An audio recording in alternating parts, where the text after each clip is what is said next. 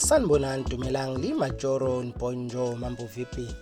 Abantu bakhombisa ukuyijabulela kakhulu iMaskandi podcast yombuso wamaciko yalempela sonto njengoba bebenze okuhlukile kulokhu bethathe lo mbukiso bayowenzela kwicampus yase-University iDUT lapho bekukhona khona nezithameli okungabafundi base-DUT kanti abaculi abebekhona singabala uMjolisi, sibale uKhaza, sibale uMayogathi Bliss Kazwelonke kanye nembangi yakhe enkulu bathi wenzeni uMbeje.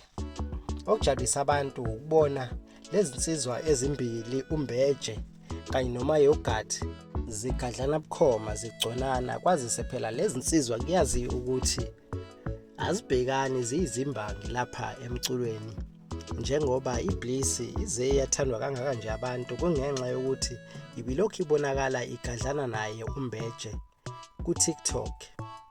Okunye okujabulisa abantu ukubonakala kukaKhaza benomjolisi beperforma bukhoma beshaya iziginci, omunye edlalela omunye isiginci, omunye ecule, bebuye beshintshane nokungenye yezinto ekhombisa ukuthi banozwano nobumbano nokuthi umculo omunye nomunye u-understanda kangakanani umculo wakhe.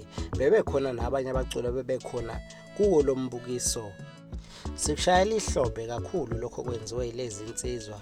Lube luhlu uhlelo lwalempela sonto. Ungasitshela nawe ku-comment section ukuthi ulibonela kanjani lolu hlelo nokuthi ikuphi okuthandile.